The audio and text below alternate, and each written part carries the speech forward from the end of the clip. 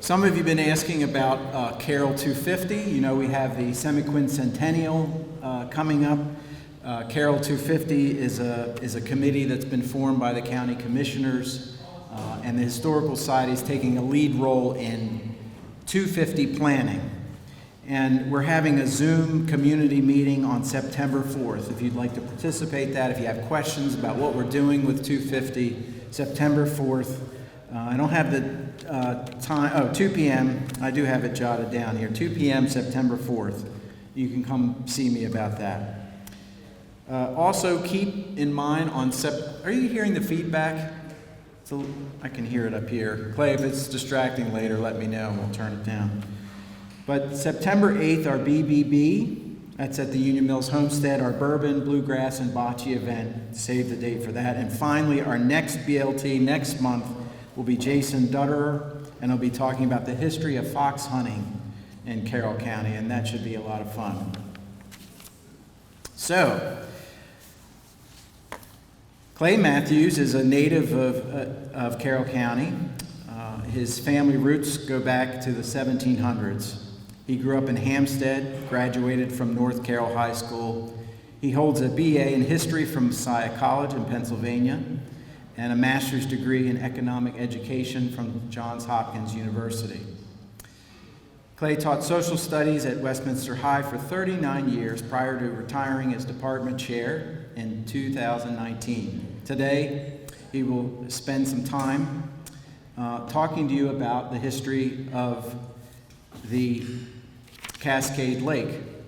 He spends a lot of his time also researching and writing history topics and doing genealogical research.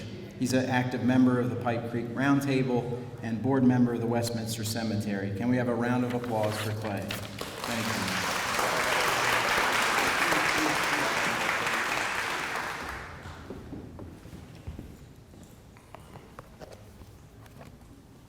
you. Good afternoon.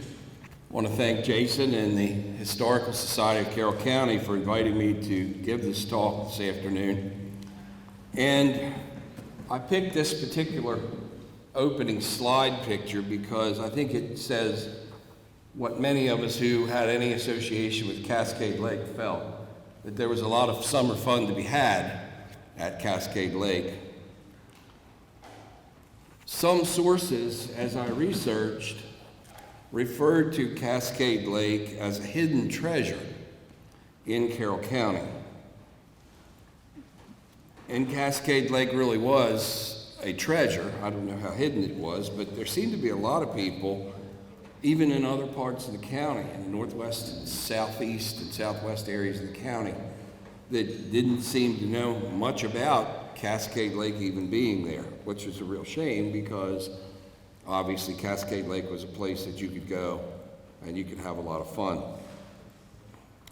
Located just about 2 miles west of Hampstead, and you can see the sign here for Cascade Lake that's along Route 482.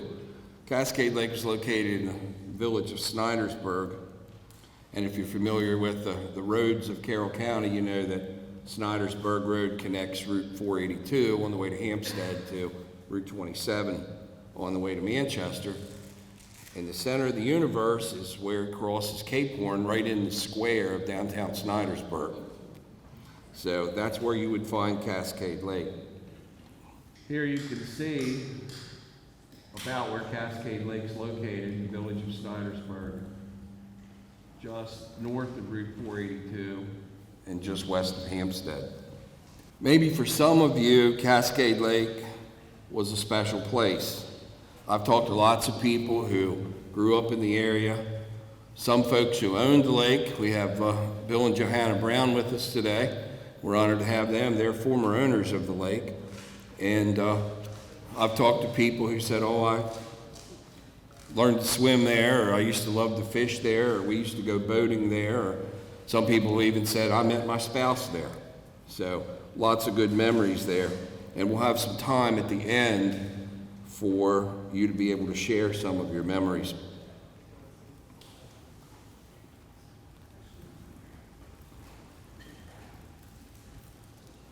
Cascade Lake was one of only 2 privately owned recreational lakes in Maryland.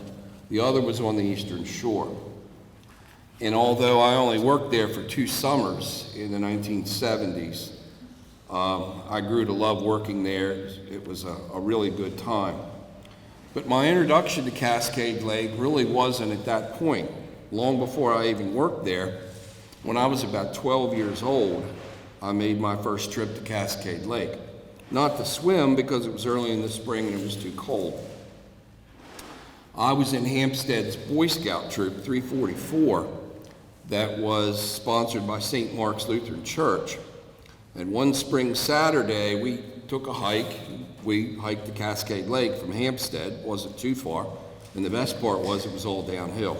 Those of you that know the area know that you go out of Hampstead, you get down a long hill, and then you turn and go out Snydersburg Road to Cascade Lake. So we hiked along Maryland Route 482 and Snydersburg Road, and we got to Cascade Lake a little before lunch, carrying our knapsacks with our first aid kits and tin-foil lunches and other necessary equipment. And when we got there, we learned how to safely build a fire, cook our lunch in the coals. While our lunches were cooking, we worked on skills like knot tying, first aid, tracking animals, etc. When the day came to an end, we had to hike back to Hampstead. Of course, it was all uphill after we were already tired. So we had a tired bunch of kids at the end of that day. Later that summer, our scout troop went to Broad Creek Scout Camp in Harford County for a week, as we did every summer. And at Broad Creek, a number of us in our troop were working on the swimming and life-saving merit badges. We anxiously awaited the test, the final test to complete the badges, which would be given on Friday before we came home on Saturday. While we were there on Thursday night, a very violent thunderstorm swept through and caused a large amount of runoff into the lake and made it too muddy for us to be able to swim or take our tests on Friday. So we came home disappointed that we weren't able to complete our merit badges.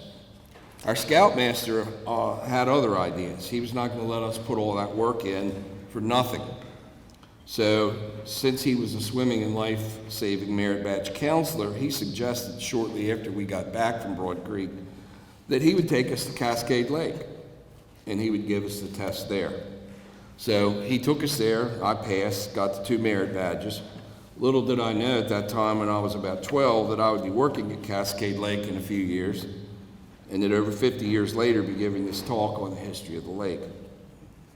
I spent 2 great summers, one in 1974 and the other in 1975, working there, and they were some of the best times of my life. Actually, I ended up working there kind of by accident. It was an accident of good fortune. In the summer of 1974, I was working on my grandfather's farm in Upperco, and the family who owned Cascade Lake at the time, the Osbornes, lived about 2 miles up the road from my grandparents, and Ed Osborne was in a haymaking partnership with my grandfather. So that summer, Ed had hired some of my high school buddies to work at the lake and also help out in the hay business. Needing additional help, and since I was around the farm anyway, Ed hired me to also work in the hay business. At the time, the Osbornes, Ed and Retha, were very much active in fox hunting with Carrollton hounds, which you'll hear more about at next month's Fox Lunch Talk.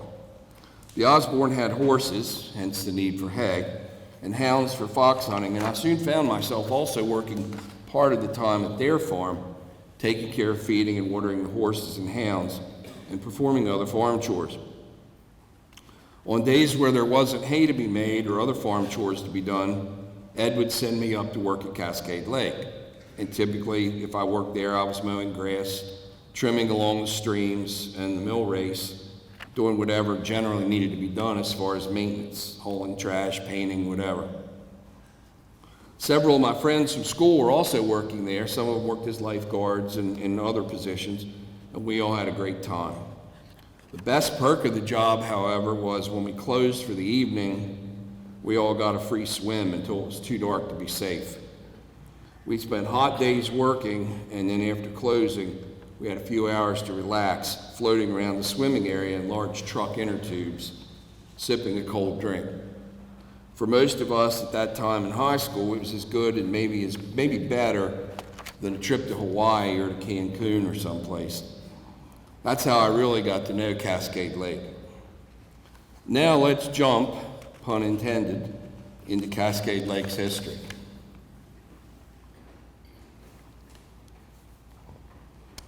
Cascade Lake, as it came to be known, had its origins as a mill pond, as many lakes and ponds around Carroll County did.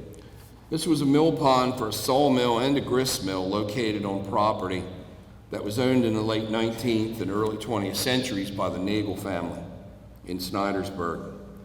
The first of whom was Conrad S. Nagel, who was born in Hesse, Germany in 1837 and arrived in Baltimore in 1851. He became a naturalized citizen in 1855 and, according to the 1870 census, was operating a sawmill on this site outside of Hampstead. Conrad Nagel died in 1892, was buried at Greenmount United Brethren Church Cemetery. This is a portion of the Carroll County Historic Atlas from 1877, and you can see there Nagel Sawmill right here where the red circle is, and Cascade Lake would be right around that particular area. The original mill pond was located to the north of where the current or recent lake was located and was much smaller. It began to fill with silt by about 1820, and so a larger facility was needed, and they built a stone and earth dam with a concrete spillway during the 1920s. And a number of people that I talked to said that they remember their parents talking about Cascade Lake being built using horses and mules and drag scoops to dredge the reservoir and to build the impoundment. The lake, which was created by the new dam, which is the one that failed in 2018, was approximately 8 acres of water, and it was fed by about 22 springs. So even today, if you go into the lake, I was there last Wednesday, if you go into the lake bottom, it's very, very wet, very marshy because of all the springs that are in there. Here you can see the spillway of the lake. This was the new dam that was built in the 1920s, and it was made of rocks and earthworks. The amount of water in the new dam was sufficient to power both the sawmill and the grist mill that were located there, using an overshoot water wheel until the mills ceased operation during World War II. Here you can see the backside of the mill, which was the sawmill. This was a very unusual mill for this area in that it contained both a sawmill and a grist mill that were both powered by the water from the same lake or same pond. This is the front part of the mill, and you can see there, this is the grist mill part in here, and the sawmill part back in the back here. So this is the other end of what you see here. This was the miller's house located there at the lake, and so the people who owned the mill and ran the mill over the years lived there in the miller's house. We'll talk a little bit more about that later on. By the 1930s, the property encompassed about 20 acres of lake and woods, in addition to the mill pond and the grounds around the house there and so forth. During this time, the people who were running the mill, which was still the Nagel family at this point, allowed recreational swimming, boating, and fishing for residents and out-of-town guests. Ice skating was not permitted because with the many springs, the lake never really froze solid enough to be able to ice skate safely. However, ice was harvested off of the pond for use by residents in their ice houses and ice boxes in the days before refrigerators and freezers. And one of the places, of course, that if you're familiar with that area that used a lot of ice was the Simmons family that had the store and made ice cream there. So before mechanical refrigeration, they were making ice cream and storing it with the ice that was cut off Cascade Lake. In 1933, the lake property, including 22 acres, both mills, the house, and the 8-acre lake, was purchased from the Nagels by John Krebs and Frank Thompson.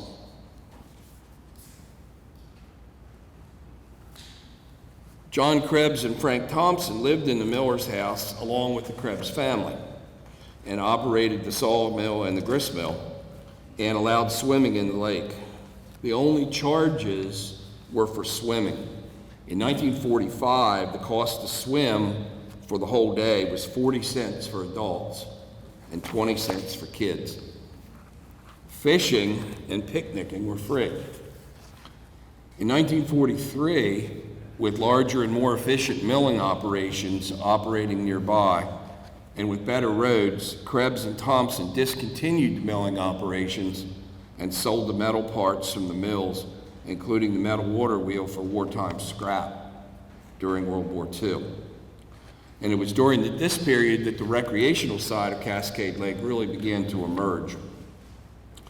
The construction of swimming facilities took place during the ownership of Krebs and Thompson, and they built a number of facilities, including a bathhouse, concession area, a dance hall, swimming pier, raft, and high dive platform. Here you can see some of those facilities that were constructed there. You can see the concession area here with the bathhouse. The dance hall was upstairs, and then the swimming pier. Here you can see another view from the back of the facilities. Just to give you an idea when this was taken, there were still payphones around. This was the concession area that front and the back side, and then if you went up the steps here, the dance hall was upstairs there. And there you can see the dance hall. The swimming pier jutted straight out into the lake, had 2 diving boards on the end and 3 stations for lifeguards. Here's the high dive out here. Many of you who have been there remember that. And there were roped off areas. Right around the end of the dock here was the shallow area for less capable swimmers and children. And then there was another rope line out just beyond the high dive for more accomplished swimmers. The high dive was about 12 or 15 feet above the water line, and the depth of water right there was about 15 feet deep. So it was deep enough that you could dive off the top platform and not get hurt. Boating was also popular, and small rowboats could be rented and rowed around the non-swimming areas of the lake. There you can see some of the rowboats. So you could take the boats out and around behind the high dive and paddle or row all the way out here into the other part of the lake. Also during this era, in the 1930s and 40s, and maybe even a little bit later, Cascade Lake became the center of Red Cross swim lessons. And this particular ad was in the Carroll County Times, and it details the life-saving and swimming program that the Red Cross was going to put on. And the person who was in charge of it was Frank Mather. Frank was right out of high school at the time, and this was right before he went into the military, and Frank ended up serving in the Army and fighting all the way across World War II during the European theater, and then later came back to Carroll County and was a high school teacher, principal. He was my principal in junior high, and then Frank went on to be the first principal at the then new Carroll County Vocational Technical Center when it opened around 1971. But I thought it was interesting that he had been a life-saving swimming instructor there back in the 1930s, late 1930s.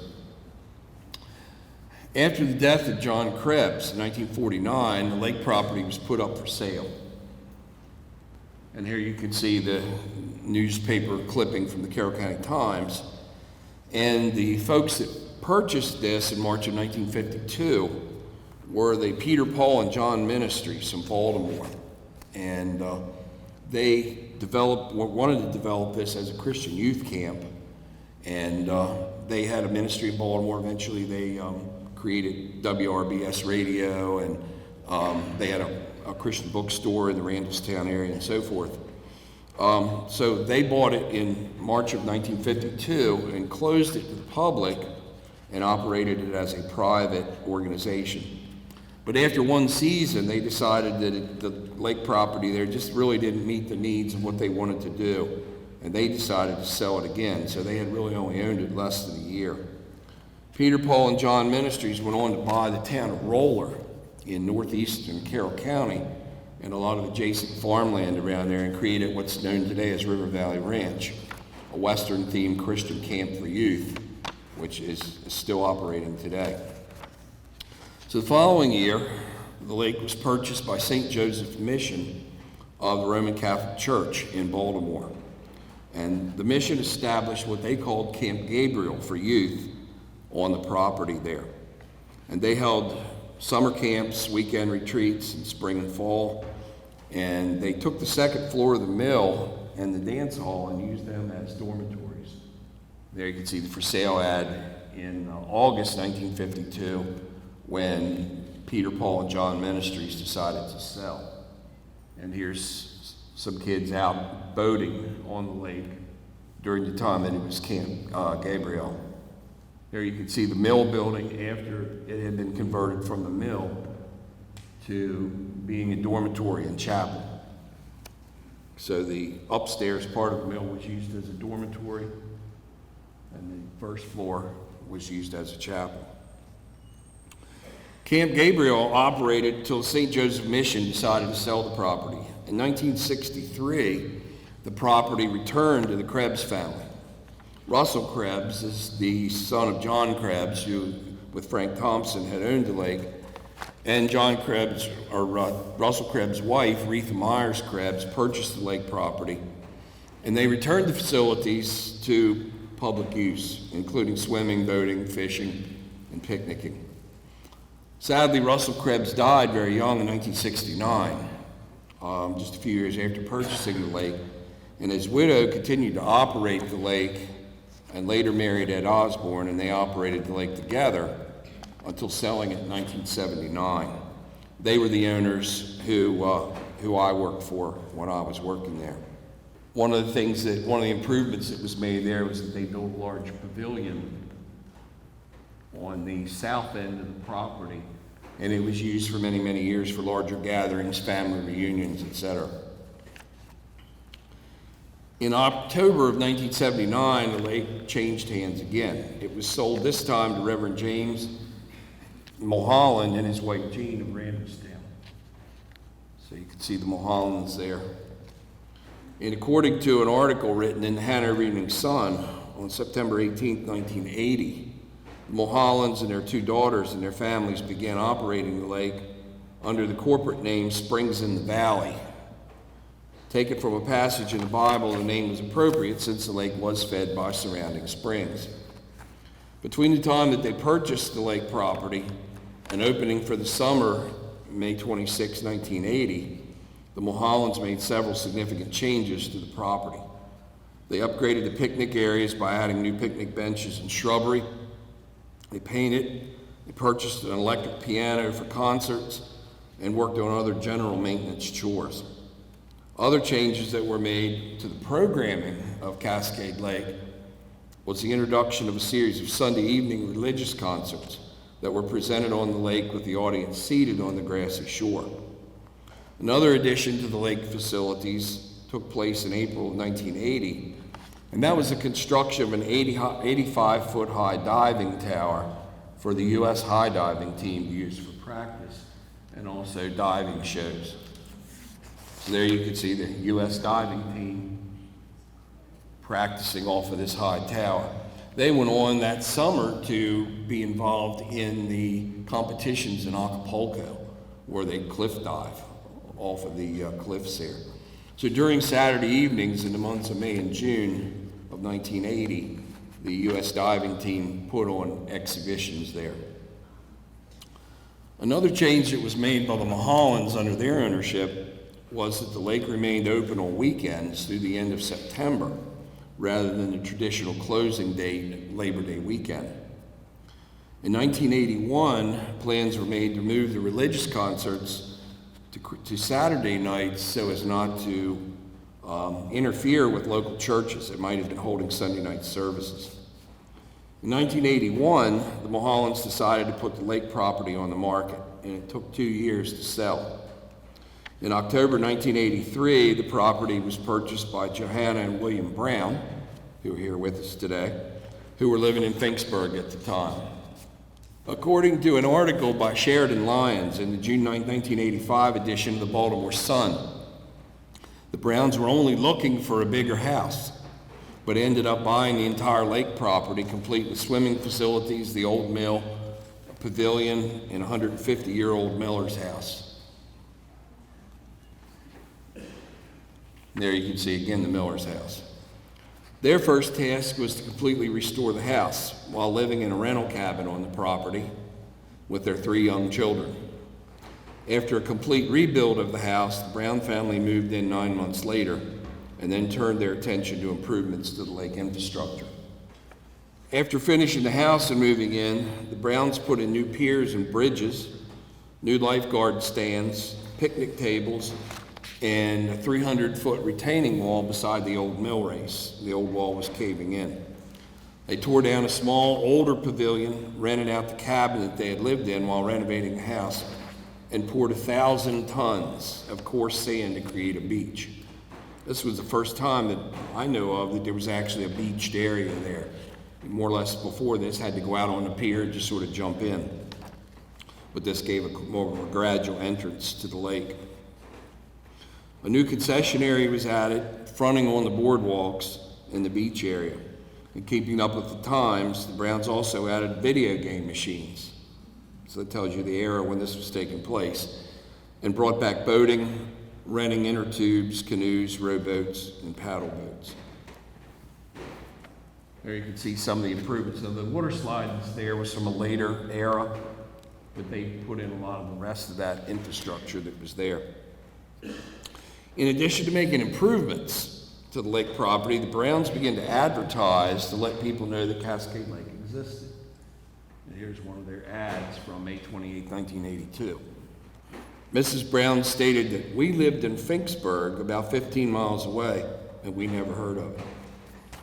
So it tells you that it was kind of a hidden treasure. In early 1989, Cascade Lake changed hands again. The Browns, who had purchased the lake in 1983, decided to sell the property to be able to spend summers with their 3 children. It was sold to 2 real estate consultants in Lutherville, Stephen H. Gassaway and William S. Ruhan. According to the April 30th, 1989 article from the Baltimore Sun, Mr. Ruhan said that they bought the property because they were impressed with the site and thought that it would be a good investment. He said that they became aware of the property because he was a personal friend and business associated with Mr. Brown. Both new owners enjoyed water sports and had previous experience with ownership of waterfront or pool property. Mr. Ruhan grew up in Saratoga Springs, New York, where his family had a cabin on the lake. Mr. Gassaway once operated a pool in the Philadelphia area. The new owner said that they had no plans to undertake any major construction projects, but they did plan to rent the large pavilion and grove for gatherings in the off-season. They also indicated that admission prices would be raised due to increased operating costs. Major changes came to Cascade Lake with more new owners, Patrick and Suzanne Flynn, in April 1992. And there you can see the Flynns. With experience working at resorts in Great Britain and in Cape Cod, Mr. Flynn was no stranger to managing a facility such as Cascade Lake. The Flynns had plans when they first purchased the lake to turn the property into a year-round facility. They planned to build a 3-story, 15,000 square foot building facing the lake with glass windows and balconies on all 3 lake-facing sides.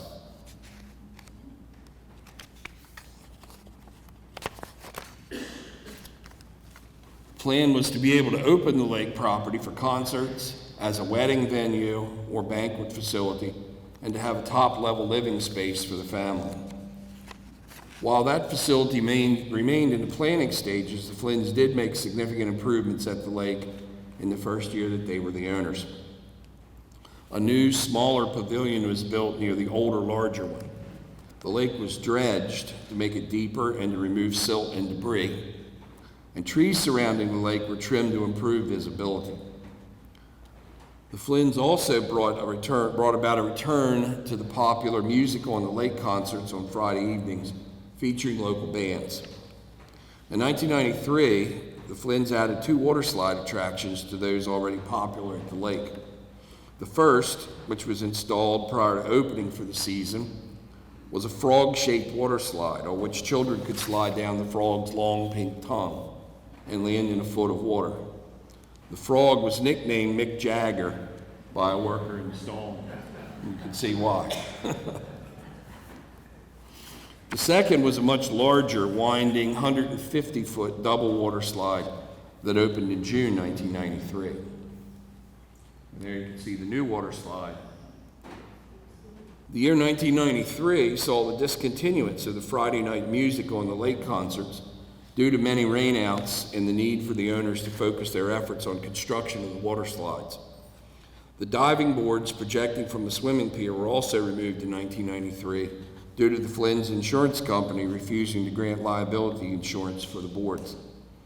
In 1994, one of the highlights of the summer season was a skydiver landing in the lake. The skydiver, Lee Hewlett, was an agent for the Baltimore Life Insurance Company and decided it would be a great way to make his grand entrance into the company picnic.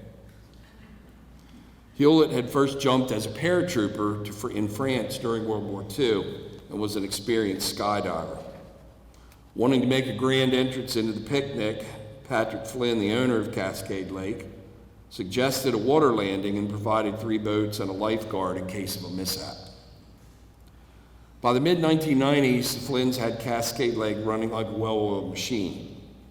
Crowds were good, and the improved facilities now included the water slides, a relocated high dive, 2 stationary rafts, paddle boat rentals, volleyball courts, horseshoe pits, 3 pavilions for larger groups, and 2 rental cottages with decks overlooking the lake for smaller gatherings. In addition, grounds included a playground, video arcade, and hot food snack bar.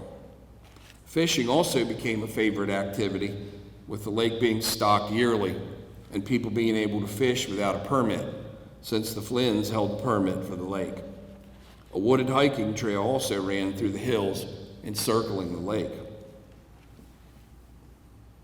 Here you can see some of the facilities. You can see the high dive was relocated over here from straight out. You see the rafts, the water slide, boardwalks, etc.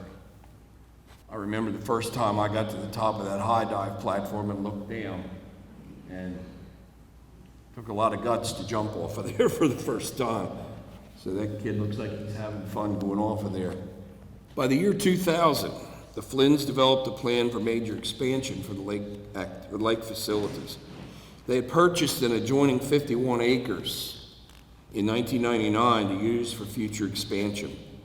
They submitted plans to the County Planning Commission to use the adjacent property that they had purchased to build a new entrance, which you can see here, a 3,600 square foot swimming pool, 177 square foot wading pool, a 3,600 square foot pavilion with seating, and another 3,600 square foot building to be used as a bathhouse, lifeguard facilities, and storage building.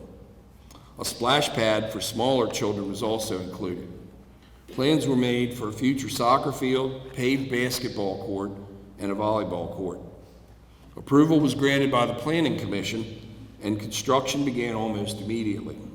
The new facilities were open for business that summer. Cascade Lake now had multiple facilities for swimming and recreation. There you can see the new pool and the pavilions in the background there. There's the splash pad. It was fortuitous that these improvements had been completed early in the 2000s because July 2018, tragedy struck in the form of a series of massive storms beginning on Wednesday, July 25th. Several storms moving through the county over a 3-day period filled the lake to capacity, as you can see here, and led to water overflowing the dam, causing dangerous erosion to the dam structure. Here you can see the level of erosion and how much the pouring water over the top of the dam ate away at the dam structure. This is an aerial shot. You can see those two locations, which were about 25 feet wide. Almost half of the dam was eaten away by the water pouring over, so it had become very unsafe.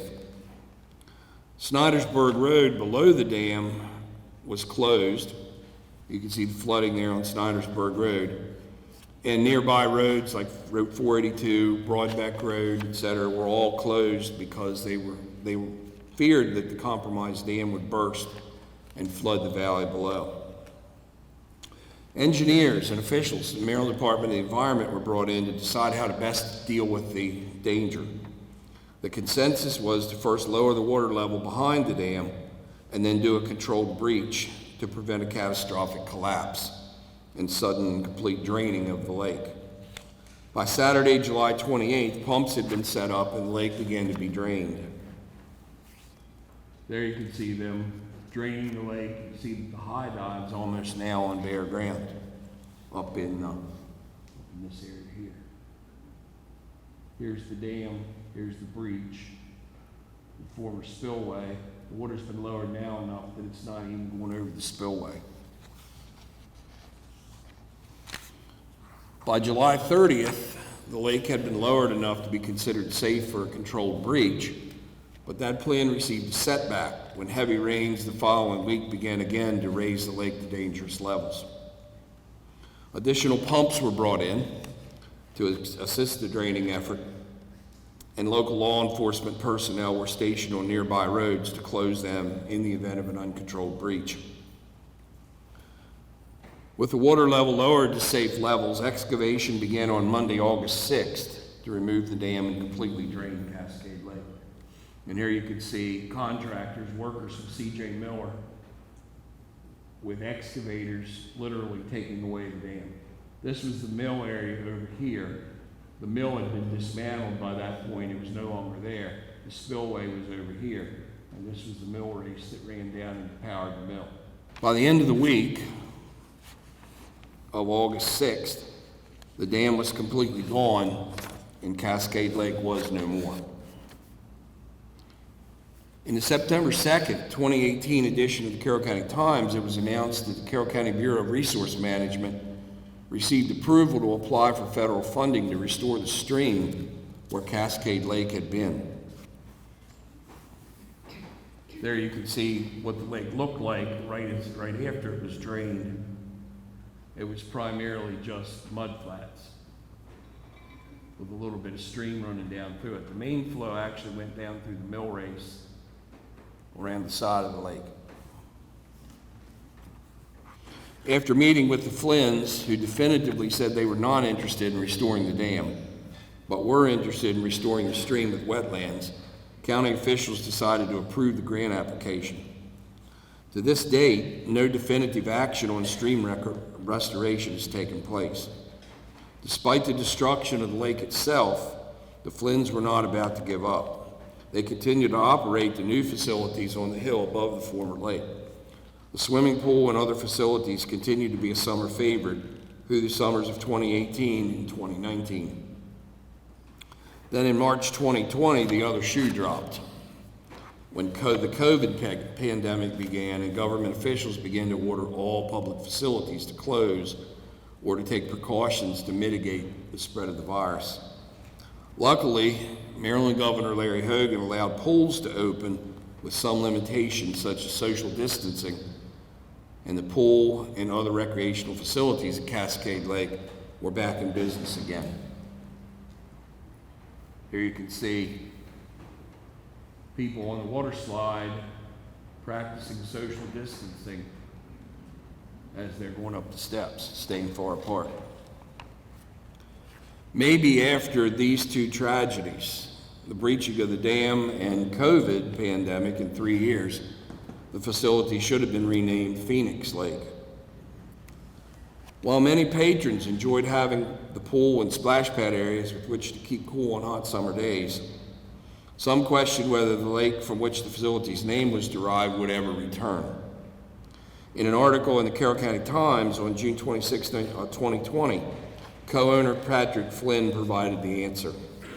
Flynn said it was not coming back while he was still an owner. He indicated that Cascade Lake was up for sale, and if the right buyer emerged, he was ready to make Florida, which was his residence for 7 months out of the year, a permanent home. The 2020 season would be the last for the Flynn's. In early 2021, it was announced that Cascade Lake had been sold to Coppermine. So this began a new era for Cascade Lake. The new owner, which also owned 3 nearby facilities, including Four Seasons Coppermine Athletic Club, Coppermine Pantherplex located in the former North Carroll High School, and Sportsman's Hall Roller Rink in Upperco, announced plans to invest $1 million in the Cascade Lake property to add ball fields and updates to the 74-acre property. In an interview in the February 7th, 2021 issue of the Carroll County Times, Alex Jacobs, owner of Coppermine, said that the first of several phases was underway at Cascade Lake, with planning and designing of fields for soccer, lacrosse, and baseball. Jacobs said that Coppermine is expected in a future phase to propose reviving the lake at a smaller capacity.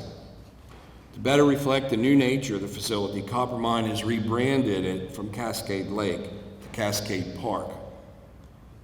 There was a glimmer of hope that if the lake were to be revived, even as a smaller swimming area, that a new generation would be able to make new memories in Cascade Lake. However, that hope was not to be. The permitting process and cost of construction would be so time and resource consuming that it's unlikely at this point that Cascade Lake will ever be rebuilt. So, what is the status of Cascade Lake today? Bit by bit, it's being reclaimed by nature. There's the former lake bed. I took these pictures when I was there last Wednesday. So nature is reclaiming it. There are a lot of wetlands, plants, and there's a lot of animal life that's returning to the area. There you can see what remains of the old spillway.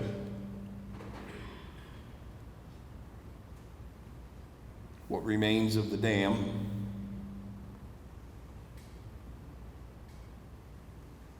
Today, the dam which powered the mills and provided recreation for generations stands broken and derelict. Where water once spilled over the dam in a rushing torrent, the spillway stands silent, never again to see water pouring over and rushing downstream. Where kids once shouted and played in the water, today it's silent and serene. Great blue herons and American bald eagles make their nests nearby.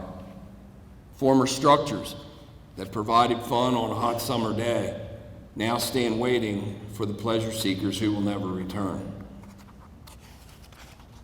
While Cascade Lake is gone, it lives on in many good memories that were made there by generations of swimmers, boaters, and anglers who used and enjoyed Cascade Lake over the last 100 years. Now we have time for questions. If any of you have questions, or if you want to share memories. We have some microphones here. You got one? Yeah. Hello. That was an outstanding talk, Claire. Thank you very much.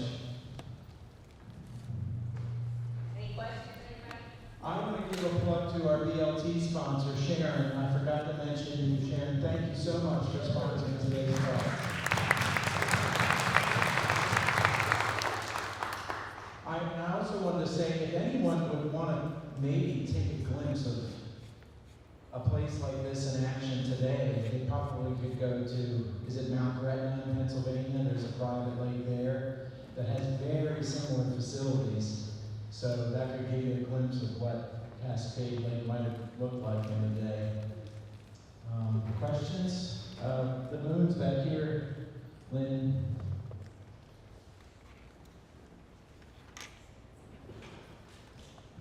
Clay, I apologize if you said this at the beginning, I may have missed it, but what was the total acreage? The lake itself was about 8 acres. The whole property encompassing the lake was about 22. Gradually, when the Flynn's bought the farm next door, I think that it's about 51 acres now that Coppermine holds. Thank you. We have a question right here, right behind. Hi, I'm new to Carroll County and I'm not familiar with Cascade Lake at all. Exactly, where did you say it was? It's only about 15 miles from Phoenix Lake. It's about 2 miles west of Hampstead, so it's about 8 miles or so from Westminster, Okay. off of Route 482.